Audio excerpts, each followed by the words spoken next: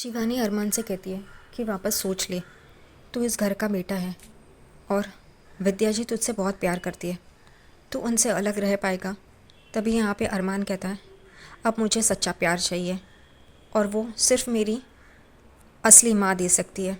इस वजह से अब मुझे यहाँ पे नहीं रहना, जहाँ पे मैं बेटा बन के रहा, लेकिन सब झूठ था।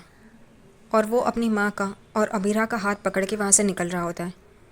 ये देख के विद्या पीछे जा रही होती है, अरमान रुक जा करके। तभी दादी सा उसका हाथ पकड़ती है और कहती है उसे जाने दो।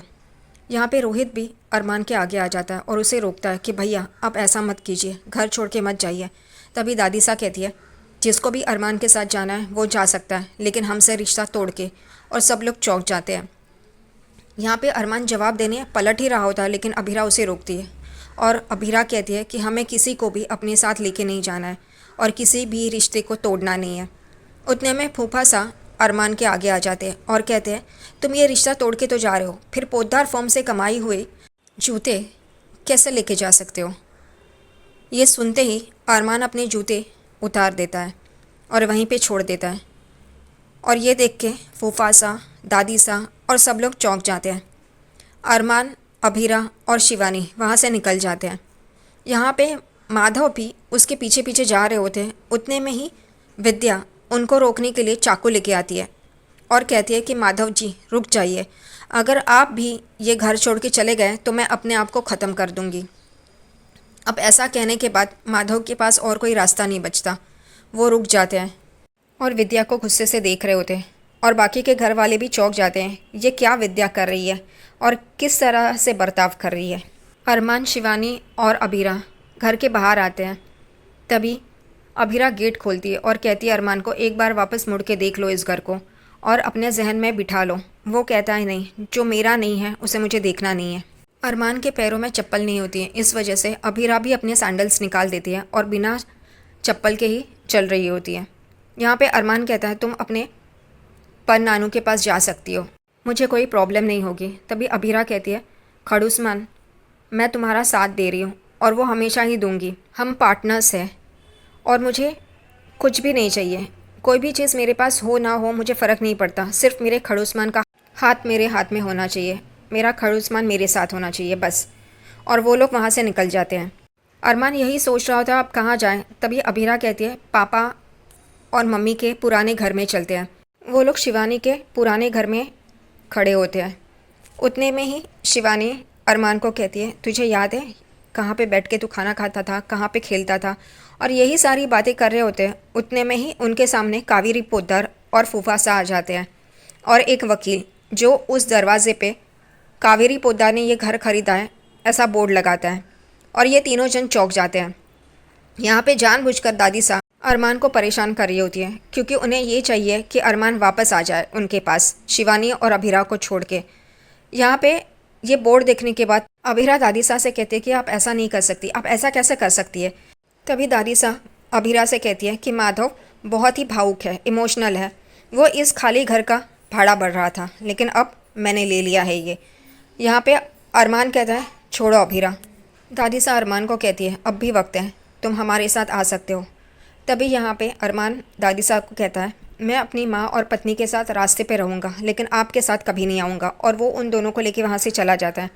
यहाँ पे फूफा सा कहते हैं, अगर पोद्दार फर्म के क्लाइंट्स को पता चला कि अरमान अब हमारे साथ नहीं है तो वो लोग अपना केस वापस ले लेंगे। दादी सा कहती है, क्लाइंट्स को ये बोलो कि उनका कॉन्ट्रैक्ट पोद्दार फर्म के साथ है, अगर अरमान नहीं है और उन्होंने केस वापस ले लिया तो उनको सू कर दो।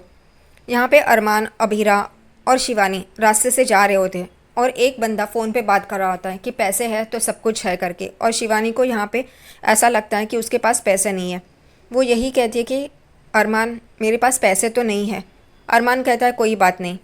अभीरा कहती है अरमान को कि हम आरके के घर जाके रह सकते हैं। तभी शिवानी कहती है, वो नहीं है, इसलिए उसने वो भाड़े पे दिया है, इसलिए हम वहाँ पे नहीं जा सकते। अरमान कहता है कोई ना कोई रास्ता मिल जाएगा करके, और वो लोग चल रहे होते हैं। दूसरी तरफ घर पे माधव एक कपड़े में सारे हथियार, चाकू और सारे नुकीले हथियार एक कपड़े में बांध के रोहित को कहता है कि ये ले और बाहर फेंक के आ।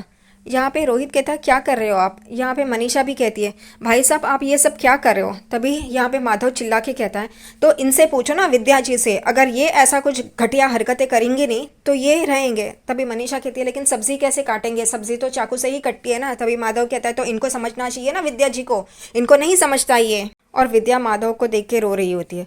यहाँ पे माधव कहते हैं तुम्हें मेरे साथ रहना है ना, मुझे बांध के रखना है ना। तो वो उनके पास एक रस्सी रहती है जो रूही के हाथ में रहती है, वो विद्या और उसके हाथ में बांध रहा होता है माधव। तभी यहाँ रूही वो छुड़ाती है और कहती है पापा ये आप क्या कर रहे हो, जो गलत होना था वो तो हो चुका है। विद्या को देख के कहती है आप क्या कर सकते हैं, अरमान को कैसे वापस ला सकते हैं ये सोचना होगा। तभी माधव कहता है गुस्से में कि अरमान को यहाँ पे वापस नहीं आना चाहिए, मैं उसे वापस लाने में कुछ भी नहीं कर सकता क्योंकि अच्छा है अरमान यहाँ से इस नर्क से चला गया है करके। और विद्या एकदम से चौंक के माधव को देख रही होती है।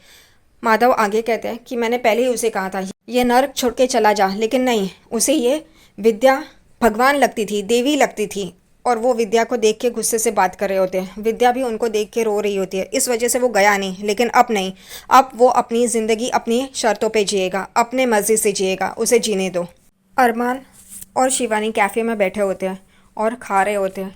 अरमान शिवानी को खिला रहा होता है तो वो कहती है मैंने तुझे बहुत टाइम से नहीं खिलाया है तो मैं तुझे खिलाऊं। अरमान हाँ कहता है और शिवानी उसे जैसे बचपन में खिलाती थी वैसे ही बोल के उसे खिला रही होती है। तभी अरमान कहता है ये तो आप मुझे बचपन में बोलती थी ना। तो शिवानी कहती है तुझे अब भी याद है ये। तभी अरमान कहता है हाँ मुझे याद है। और वो दोनों ऐसे ही भावुक इमोशनल होते हैं। उतने में ही वेटर बिल लेके आ जाता है। अरमान अपनी जेब में वॉलेट निकालने के लिए जाता है तो उसको याद आता है कि उसने वॉलेट तो दादी सा के हाथ में दे दिया है। फिर वो जीपे करने जाता है, तभी वो पुराने अकाउंट का लिंक होता है, इसलिए नए अकाउंट का जो उसने पैसे प्रोफेसर बन के कॉलेज में कमाए होते हैं वो पे नहीं कर पाता। उसी के बाजू के टेबल पे कुछ वकील बैठे होते हैं। वो अरमान का मजाक उड़ाना चालू कर देते हैं कि इसके पैर में तो चप्पल भी नहीं है और इतने बड़े कैफ़े में आया है, क्या आप पे एहसान कर सकते हैं, आपका बिल पे कर सकते हैं करके। और अरमान कहता है आप अपना काम कीजिए, दूसरों के मामले में टांग मत अड़ाइए। शिवानी अरमान को पूछती है अभीरा कहाँ गई, हाथ धोने गई थी ना। तो वो कहता आ जाएगी करके। और यहाँ पे अरमान सोच ही रहा होता है पैसे कैसे पे करे। उतने में वेटर भी अरमान से बदतमीज़ी करता है कि आपके पास तो जूते भी नहीं है, चप्पल भी नहीं है और इतने बड़े कैफ़े में खाने के लिए आ गए, चलो यहाँ से जाओ करके उसे धक्का मार रहे होते। तभी अबीरा बीच में आ जाती है और वो कहती है कि ये क्या कर रहे हो आप करके, रुक जाइए। और वो बिल पे कर देती है अबीरा और वो वेटर वहाँ से चला जाता है। अबीरा जो बाहर गई होती है वो अरमान के लिए चप्पल लेके आती है और अरमान को पहनाती है। अरमान कहता है तुम ये क्यों लेके आई। वो कहती है कि तुम्हारे पैरों में चप्पल नहीं थे, इस वजह से मैं चप्पल लेने गई थी। और वो चप्पल पहन लेता है। शिवानी को इसी दौरान चक्कर आने लगते हैं और वो नीचे गिर जाती है और अरमान और अभीरा एकदम से उसकी तरफ देखने लग जाते हैं कि क्या हुआ शिवानी को अचानक से।